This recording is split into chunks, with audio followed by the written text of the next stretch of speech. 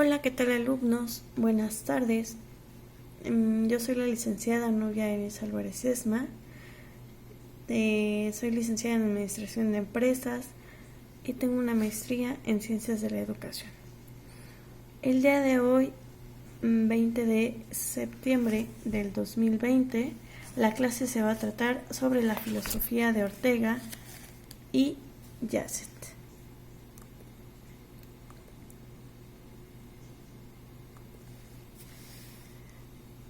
La filosofía de Ortega y Gasset es el intento de solucionar la crisis de la modernidad ante el reto de entender y transformar el mundo humano, la crisis de una racionalidad pura, ahistórica y atemporal, que se desarrolló desde el siglo XVII hasta el siglo XX.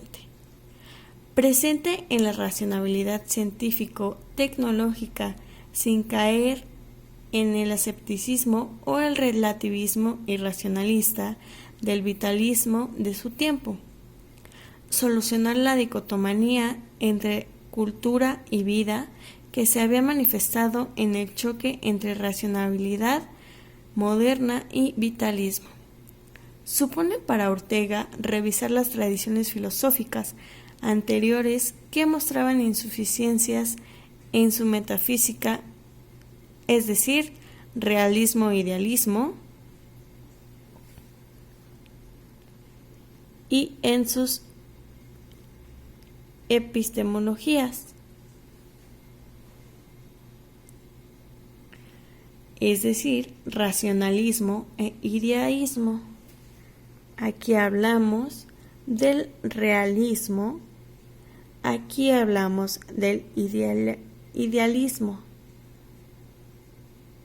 Y después hablamos del idealismo y el racionalismo. Ortega considerará que la filosofía, como saber universal y racional, debe atender a la realidad primordial que no es el ser estático y sustancialista de la modernidad, sino el concreto, particular y cambiante de la vida humana. Su filosofía no es un racionalismo ni un vitalismo, sino un raciovitalismo, una filosofía que asume la vida como realidad radical, en la que se asisten las demás y una razón que se asume como función vital, como son la respiración y la digestión, una razón enraizada en la vida y orientada hacia la vida, la razón vital e histórica.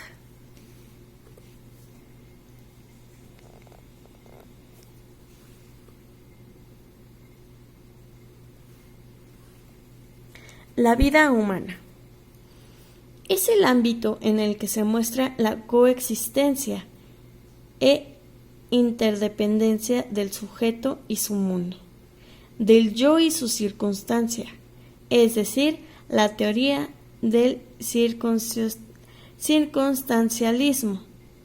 En el realismo, el mundo se había concebido como una entidad independiente del sujeto que, pasivo, se dejaba influir por él como una tabla de cera por el sello. En el idealismo, el mundo que se había convertido en el contenido de la mente como continente. Frente a estas teorías, Ortega propone una nueva metáfora para hablar de la vida como interdependencia del yo y su circunstancia o mundo, la metáfora de los dioses conjuntos. Ni el yo independiente del mundo, sino que en el que se sustituye, vive en su circunstancia, ni la circunstancia es independiente del sujeto, sino aquello de lo que éste se ocupa en su vivir. De ahí viene la famosa frase de Ortega: yo soy yo y mi circunstancia, y si no la salvo a ella, no me salvo yo.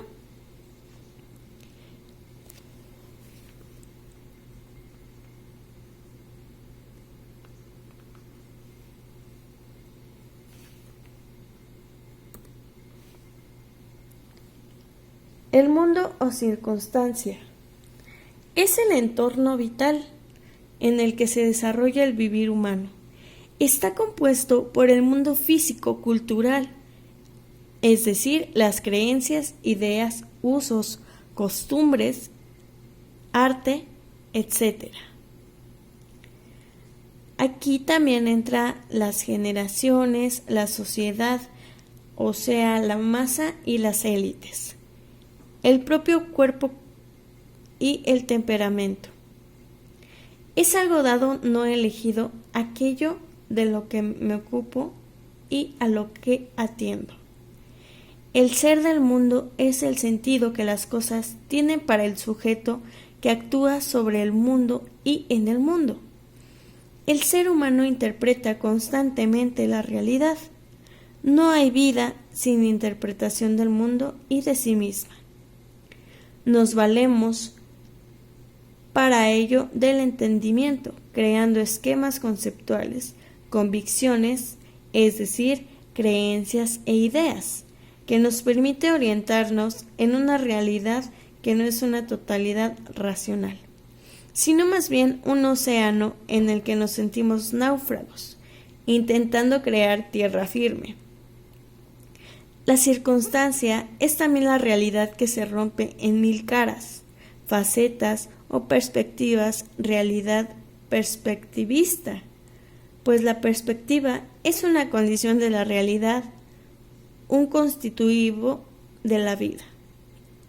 Este sentido ontológico del perspectivismo orteguiano será la base del conocimiento humano como punto de vista y de la verdad como perspectiva sobre la realidad, y base de la necesidad de una razón vital e histórica para comprender la realidad humana. El yo y su circunstancia no pueden ser comprendidos con categorías metafísicas, usuales, estáticas, pues la vida humana no es una cosa, una sustancia, un ente abstracto, ni siquiera una pura entidad biológica.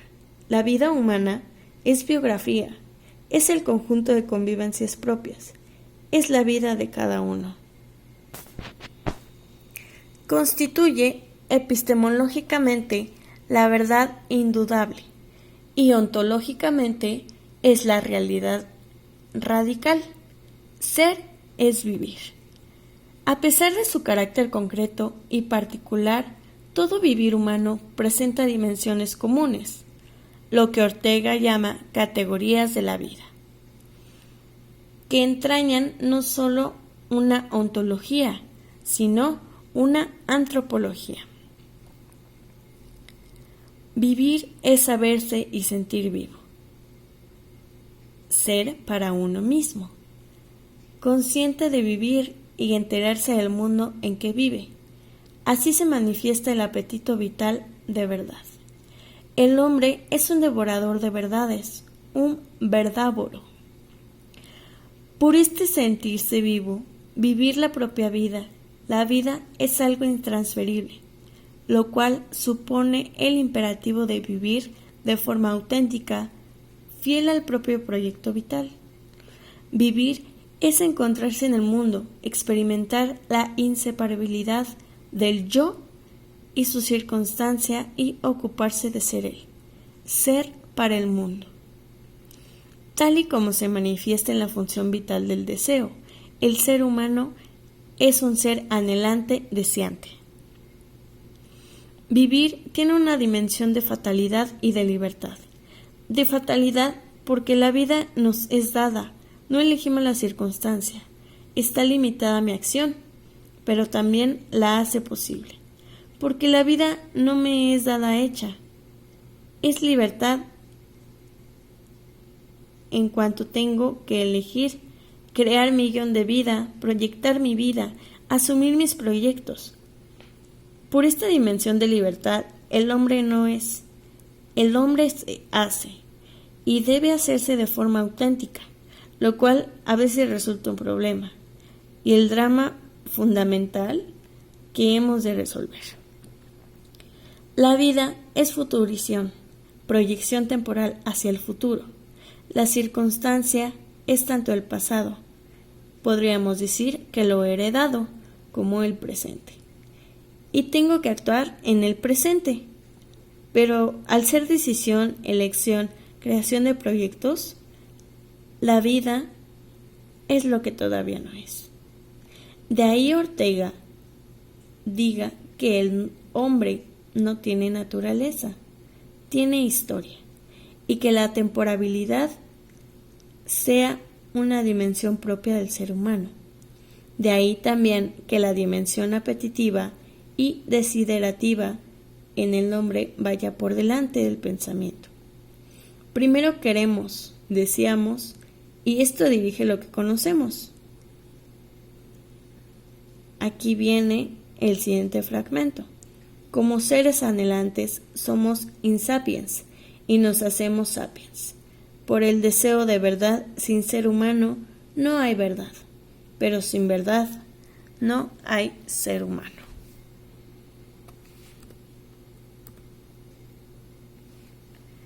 A continuación, veremos unas de las cuantas consideraciones sobre la vida humana de Ortega. Epistemología muy diferente de la racionalista e idealista. Las teorías del perspectivismo como doctrina epistemológica del punto de vista y de la relación vital e histórica enlazan con su concepción de la vida humana, del yo y su circunstancia. Si la propia realidad es perspectiva, no existe un único punto de vista, una interpretación posible. Todo conocimiento está anclado siempre en un punto de vista, una perspectiva o situación. Toda perspectiva como forma de presentarse la realidad del sujeto contiene una dimensión individual, la propia experiencia, expectativa, deseos, e intersubjetiva, es decir, los aspectos sociales, culturales con los que cuento o a los que me enfrento. Toda perspectiva como punto de vista subjetivo e insustituible por otra. Y aunque existan perspectivas múltiples y diferentes, ninguna es falsa. La única perspectiva falsa sería la perspectiva